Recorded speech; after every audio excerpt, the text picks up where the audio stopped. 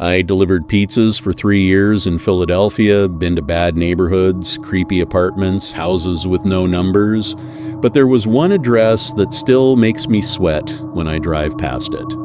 It started in October. The order came in at 9:47 p.m. every single night. 1 large pepperoni and mushrooms, extra cheese, no drink, no sides. Address 1427 Chestnut Street. The house was an old row home, 3 stories, brick, with a front porch that sagged in the middle. The first time I delivered, a woman answered.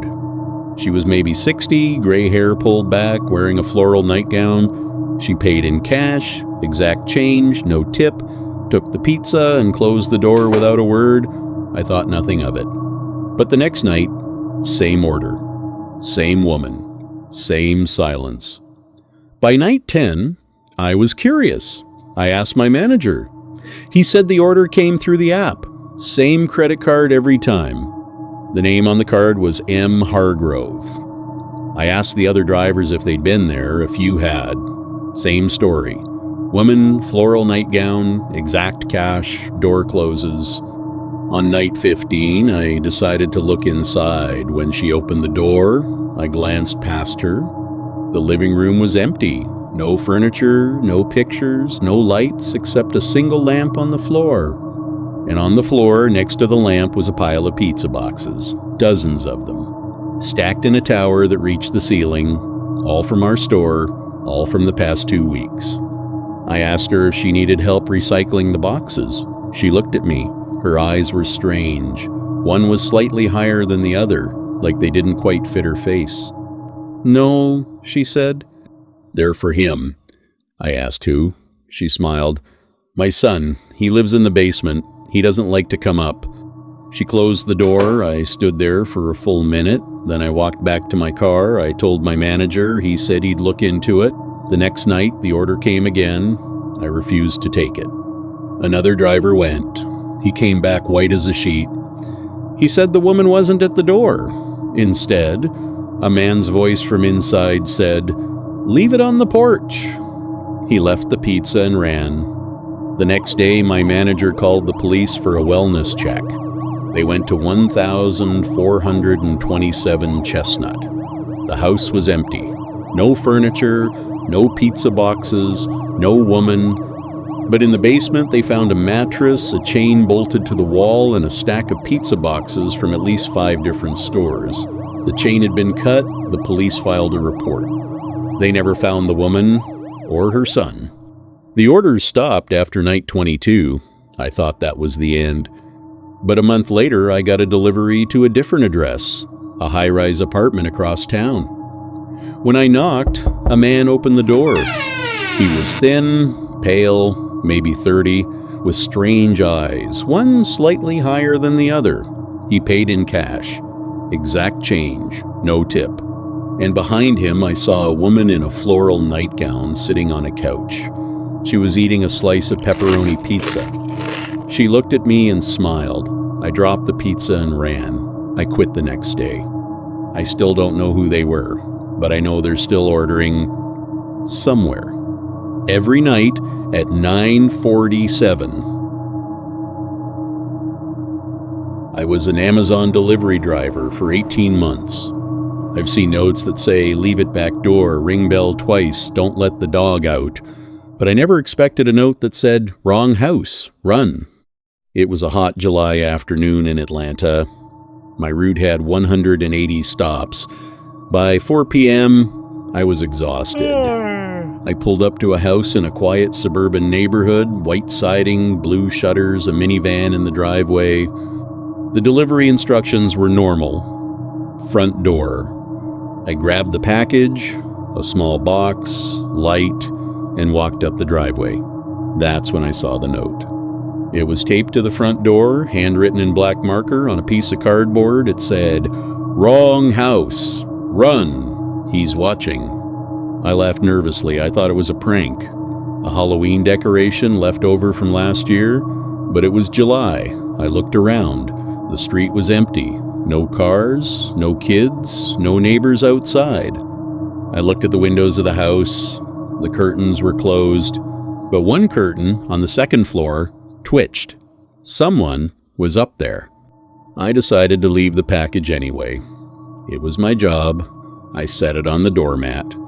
As I turned to leave, I heard a voice. Not from the house, from a car across the street.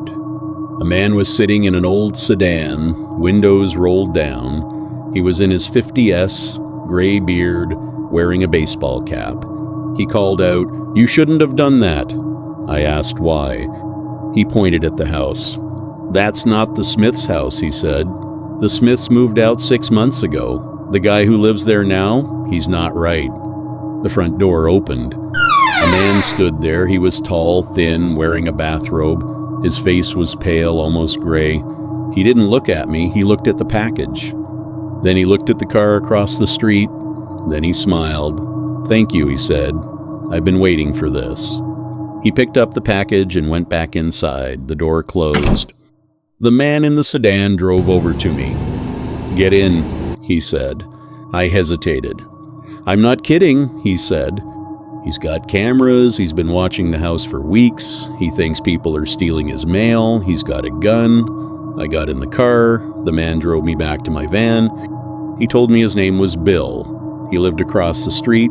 He said the new neighbor had moved in after the Smiths left. No one knew his name. He never left the house. But Bill had seen him at the window at all hours, 2 a.m., 5 a.m., noon, always watching. And he had seen the man take a package last week, open it, and then throw it in the trash without even looking at the contents. I called my dispatcher. I told them not to send any more packages to that address. They said they couldn't block an address without a police report. I filed a report. The police went to the house. The man refused to open the door. They couldn't get a warrant. Deliveries continued. A month later, I saw a news article. The house had been raided by the FBI. The man inside had been running a dark web operation, trafficking stolen identities, credit cards, and worse. He had been using deliveries as a way to test which neighbors were paying attention. The note on the door, Bill had put it there.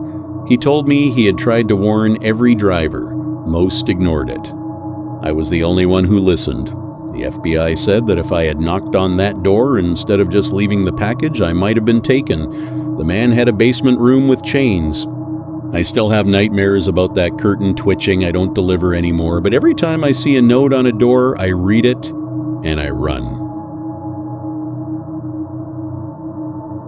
I delivered for a food delivery app in a big city. Most of my orders were to apartments. Buzz the number, leave the food in the lobby, take a photo, leave. But one night, the intercom didn't buzz me in. It breathed back. The order was for a high-rise on the south side, apartment 1408. The customer's name was V. No special instructions. I arrived at 10:15 p.m.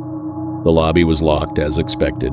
I pressed 1408 on the intercom. The speaker crackled. Then I heard breathing, slow, heavy, wet, like someone was holding the microphone right up to their mouth. I said, "Delivery for V." The breathing continued. No response. I said it again. The breathing stopped. Then a voice, very soft, said, "Come up." The buzzer sounded. The door clicked open. I walked inside. The lobby was clean, modern, with a bank of elevators. I pressed the button for 14. The elevator arrived. I stepped in. The doors closed. The elevator started to rise. At the 7th floor, it stopped. Doors opened. No one was there. I pressed close. The doors closed. At the 10th floor, it stopped again. No one. At the 12th floor, again. By the time I reached 14, my hands were shaking. The doors opened to a long hallway, dim lights, gray carpet, room numbers on every door. I found 1408. I knocked. No answer. I knocked again. The door cracked open, not by a person, just a gap, as if it hadn't been closed all the way. I pushed it open. The apartment was dark. I called out, "Delivery." A sound came from the back, a bedroom maybe, more breathing, but this time it wasn't coming from a person, it was coming from the walls, from the ceiling, from everywhere. I dropped the food and ran. I made it to the elevator, the doors closed. I pressed L, the elevator didn't move, I pressed it again, nothing. Then the lights went out. I was in the dark, the breathing was inside the elevator with me now, coming from all four corners. I screamed, I pounded on the doors. Then, as suddenly as it stopped, the elevator lurched downward, the lights came back on, the doors opened. I was on the ground floor, I ran out of the building, I didn't look back. The next day, I looked up the address. Apartment 1408 didn't exist. The building only had 12 floors. I checked the app. The order had been placed from a user account that was created that same night and deleted an hour later. The credit card was stolen. The phone number was disconnected. I told my manager. He said it was probably a prank. But I know what I heard. And sometimes when I'm in an elevator alone, I hear it again. The breathing, coming from the speaker, waiting for me to say something. I never will.